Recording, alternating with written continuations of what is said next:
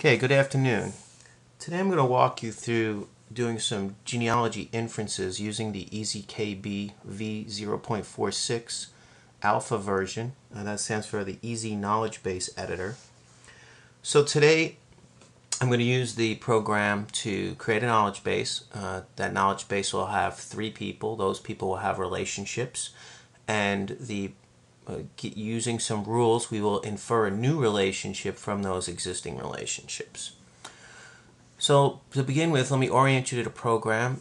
This is built upon a platform of layers, and each layer is represented by a tab. It begins by simple facts. Facts are subject, predicate, and object. The table view will just show you your knowledge base as it grows. Things and thing types are similar to classes and instances, and classes can have attributes. So we're going to use a thing input form to make inputting things easier, so you don't have to always input things using subject, predicate, and object, because that could get quite laborious. So instead I'm going to allow you to input things. I'm going to allow you to graphically draw relationships between things. I have a rules editor. Rules are if a certain condition occurs, then take a certain set of actions.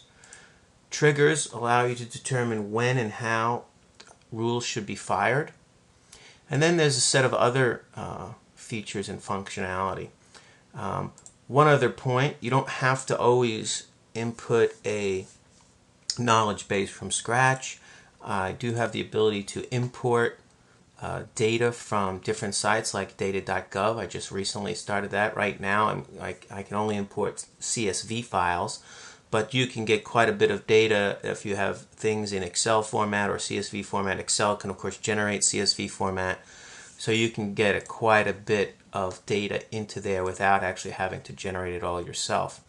Also, anything you create in EZKB, you can of course export it. EZKB natively saves its data to a XML file, so it's still open, it's textual. You can open up the KBML file at any time and see all the facts and rules and triggers.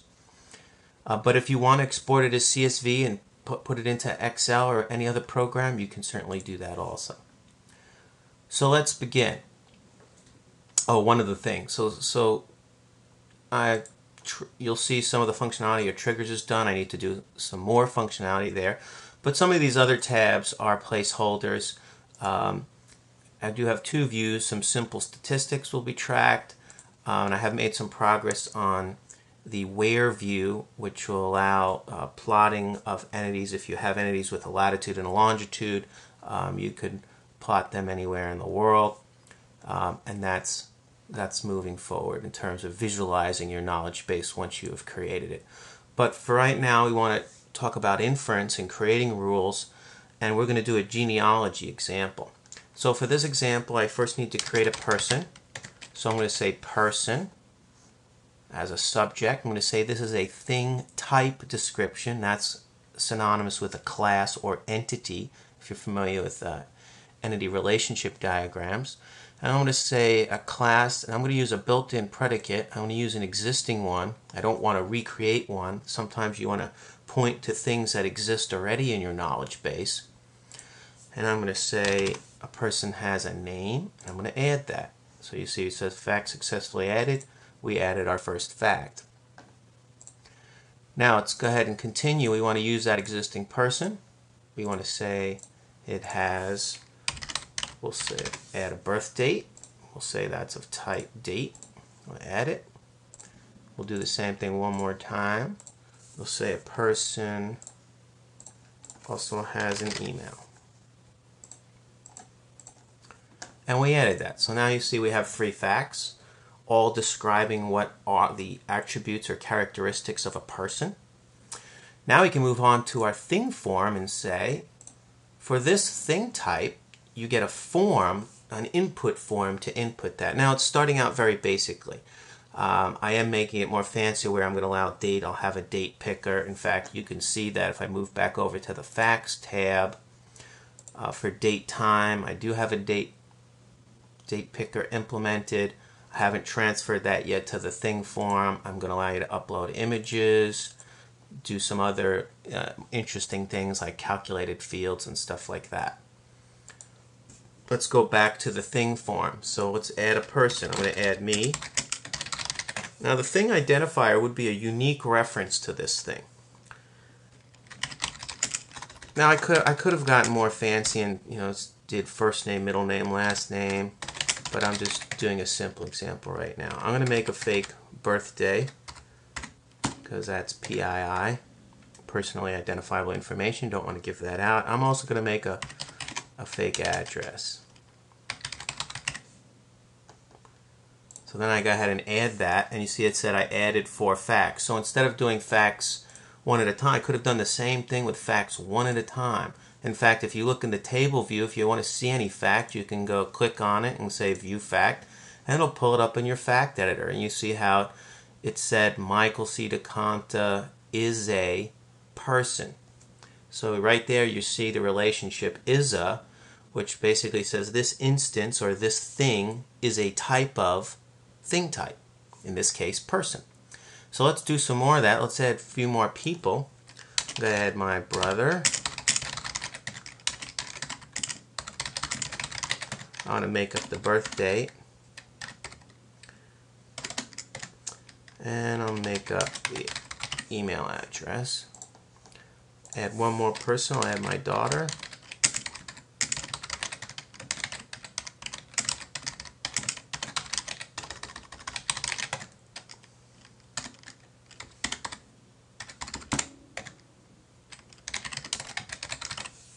And the fake address. So now you see our table's getting a little bit longer here. That's a good thing. But really, you don't want to draw. You want to create relationships visually. So this is not done yet, but you can see. So we have that person as a thing type, and we have things. We have 3 things. So let's go ahead and arrange them a little bit, and once you arrange them, they will be saved. You say save. Anytime you say save, in this case, since I said save, it's asking me first save the knowledge base itself, which is fine. I'm going to call this Genealogy Demo 1. And then you see it went ahead and saved the node positions. That way, if you close down the program and come back, if you spent a lot of time organizing your visualization here, you don't want them moved around. So we're going to say that Samantha is a child of me, and my brother Joseph is the brother of me. So you see we have a nice intuitive way to add relationships to things. We are going to get more fancy when we get into some OWL characteristics. We'll be able to say these relationships are transitive or inverse or symmetric, etc. But for right now, you can just add the relationships and execute rules against them. So now, so go back to our table for a minute. You'll see, I need to save those relations. So when you save the relations, you see it says I saved the node positions and 2 new relations. If you go back to your table, you'll see now that we have a brand new fact added, that Samantha is the child of me and Joseph is the brother of me. So now let's add some rules. So the way we do rules is you have to create some conditions, and then we have to state that if those conditions occur, we want to fire off an action. So let's say that if the subject is anything. So what I'm going to do is you're going to make conditions in the same pattern as you enter facts. So let's go back. We say if the subject is anything, so we allow variables to be created. Subject is X, is anything.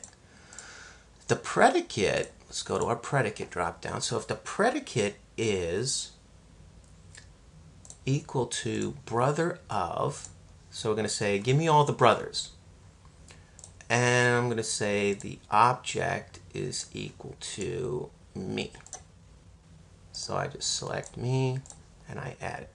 Now we got to group these things together, and we're going to say that these are a triple. Now if you at any time you can test your conditions. You can just say test.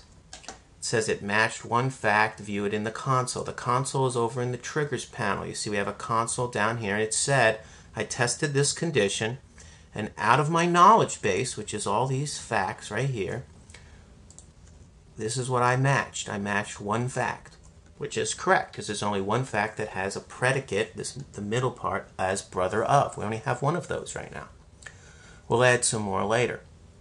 Let's go back and continue working on those conditions. We're going to do another one, and this time we're going to say the subject is anything again. This time the predicate is child of, and the object is again me. We're going to group those as a triple. And we're going to group all these together in a logical AND. And then again, we can test that. So we went ahead and tested it again. And this time it said, hey, I found two facts. I found a fact on Samantha, that she's the child of Mike, and I found a fact on Joseph, which is perfect. Things are going well. Now we can say, okay, if that occurs, and we match things, which in this case we did, now you can say, well, what do you want to do with it? You can do simple things. You can say, hey, I want to fire off an alert. And there's two ways we allow alerts. We allow a dialog to pop up, or we allow you to send an email. If you go under the options panel and you put in your email account, your SMTP server, your password, it won't show it there, of course, and then you save that, it will actually go ahead and send you an email. So if this was monitoring your budget and you downloaded a file from your bank, you imported it, and you had some rules on it, it could alert you that, hey, you went over budget in this category. That's one of the next screencasts I'm going to do after I get that use case to work. But I'm getting close. So for right now, let's demonstrate some genealogy inferences and firing off rules for that. So we have our conditions done. Instead of doing an alert, though, we want to add a new fact. We want to add new knowledge to our knowledge base.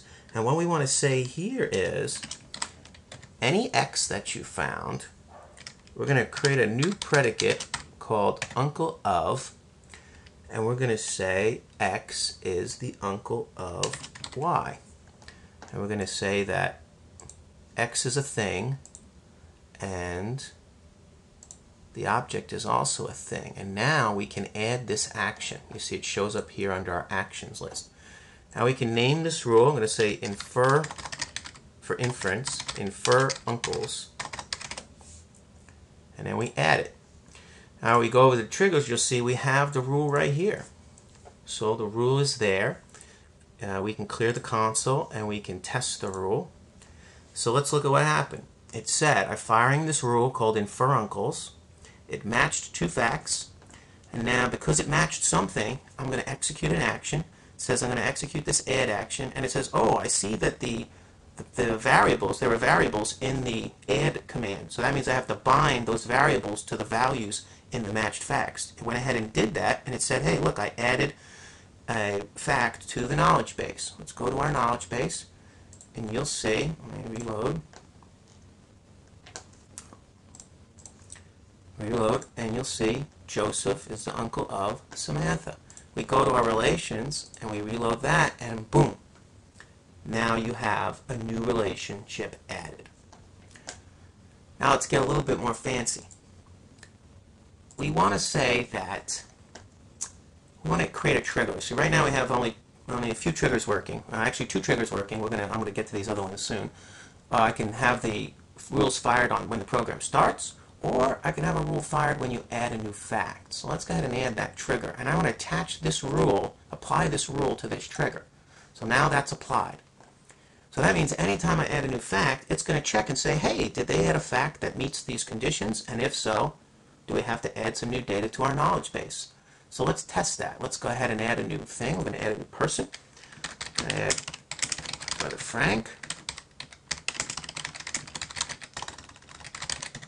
I'm going to make up a birthday.